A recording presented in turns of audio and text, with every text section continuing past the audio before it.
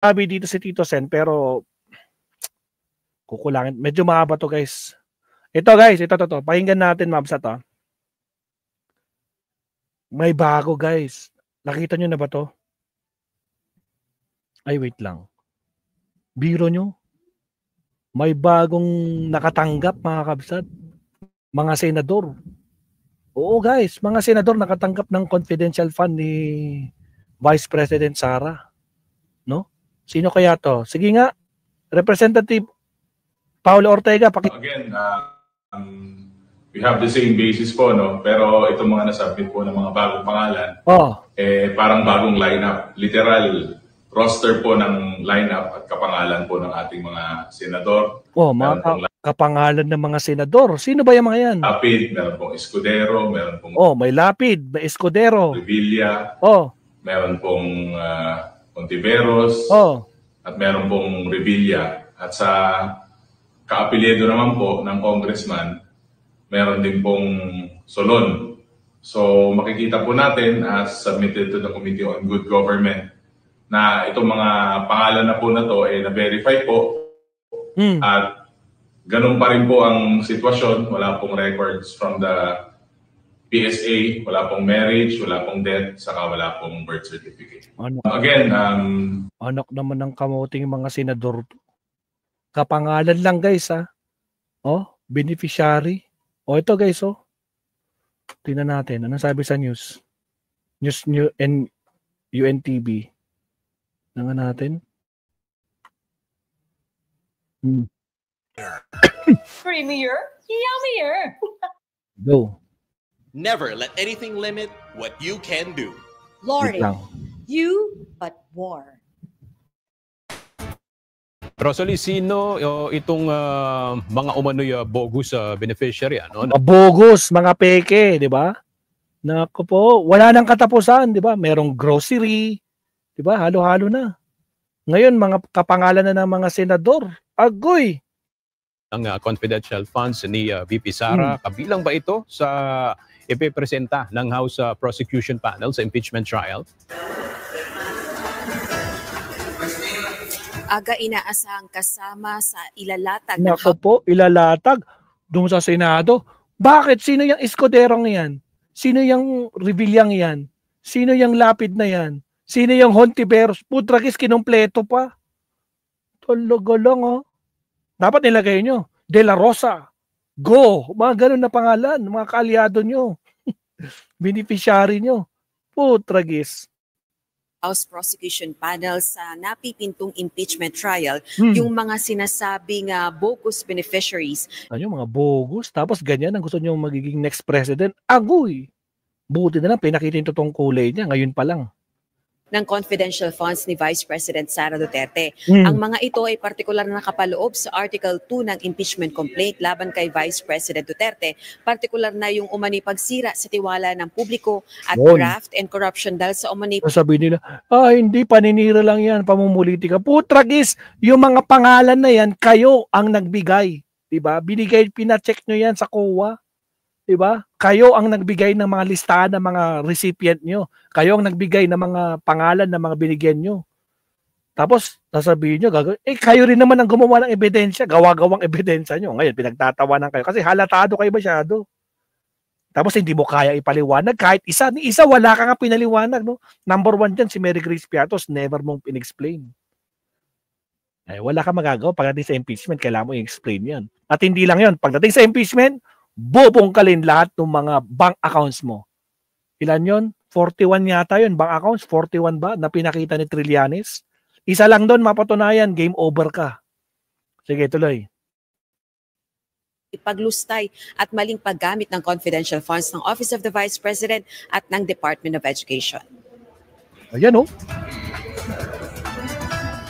Nadiskubre ni House Deputy Majority Leader La Union Representative Paulo Ortega ang ilan pang kahina-hinalang pangalan ng mga benepisyaryo ng confidential funds. May mga apelyido ang mga itong katulad ng mga kilalang personalidad gaya ng Beth Revilla, alleged recipient of confidential fund na walang record sa PSA, walang record sa PSA, Beth Revilla, si Janice Marie Revilla, Dayan Maple Lapid, John A. Lapid Jr., Charis Hontiveros po, Tragis. Christine Applegate Estrada. Uy, may Estrada. Dennis Tanya Escudero. Naku, magagalit dito si Cheese. Bakit may ganyan? Sino yan? Papakalkal niya. Sino nagpapangalang Dennis Tanya dito sa ating angkan? Sabi ni Escudero dyan. Lagot kayo. Janice Marie Revilla, Diane Maple Lapid, John Lapid, Clarice Ontiveros, Christine Applegate Estrada, at Dennis Tanya Escudero.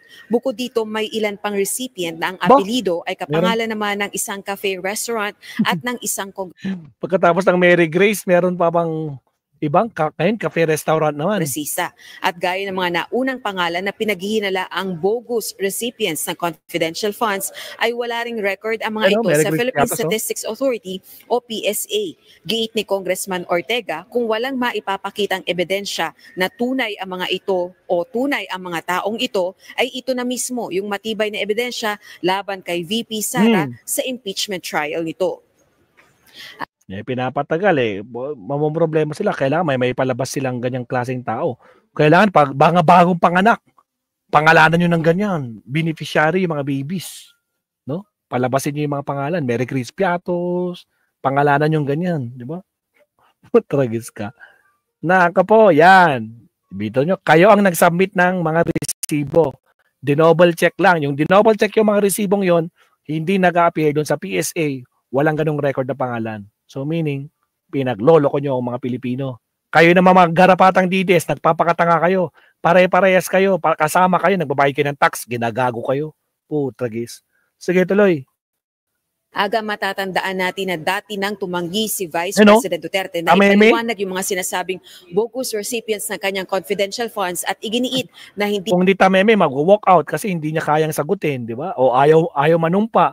Pero kapag nandyan na yung mga taong maglalaglag sa kanya, parang si Gina Acosta, sino pa ba? Si Zulaika, mapipilitan siyang mag-out kasi wala siya, nilaglag siya ni Gina Acosta eh. Wala po akong kinalaman dyan. Hindi ko po alam. Kasi utos po ni Madam na ibigay kay Colonel La Chica yung confidential fund na 125 million. Hindi ko po alam, hindi ko po kilala si Mary Grace. Pero siya yung SDO, di ba? Trabaho niya, binigay niya kay La Chica. Kasi nga, utos daw ni Madam. Nilaglag siya, mismo, dyan sa hearing. Nilaglag siya. Harap-harapan sa kanya. Nilaglag siya. Ngayon, magsi-CR lang. Anong nangyari? Hindi na bumalik. Nagpa-confine na. Ay, alam na this. Alam na this. Kasi sa susunod, kapag bumalik yon, malalagkot na naman kung ano pa yung maikakanta niyang iba. Alatado, my goodness. Tapos kayo naman mga garapatang DDS. Nako, panatiko kayo. Bilib na bilib kayo. Tragis. Talaga oo. Siya, tuloy natin to. Di nito alam kung ano ba yung ginawa ng Kongreso sa mga ebidensya laban sa kanya. Balik sa iyo, Aga. Maraming salamat, Rosalie Coos. So yan guys, yung update, no? May bago na namang bogus na pangalan, hindi lumalabas sa PSA. Nako po. My goodness. 'Di ba? Tragis. Ano pa bang next topic natin dito? Kailangan silipin ko lang guys. Kasi ang dami kong topic sana kanina eh. Isa lang naging topic natin eh. Recall lang ako dito Ba't wala ako sa account ko? Naka-Hyderian ako. Dali lang. So, aside from sa mga bogus na pangalan ulit, na dagdagan na ebidensya dito kay Inday Pusit, anong next topic natin? Tika lang silipin ko. Maliban dito kay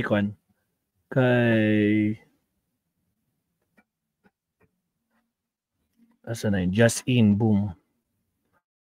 Si Crady Crispin. Sino to? Naspak. NBA naman na to. Okay, wala. Countdown nga muna tayo guys. Pag wala, no choice kay Tito Soto tayo. Okay, countdown tayo muna para puputulin ni Maestro tayo. Okay, thank you po. 30 seconds lang po.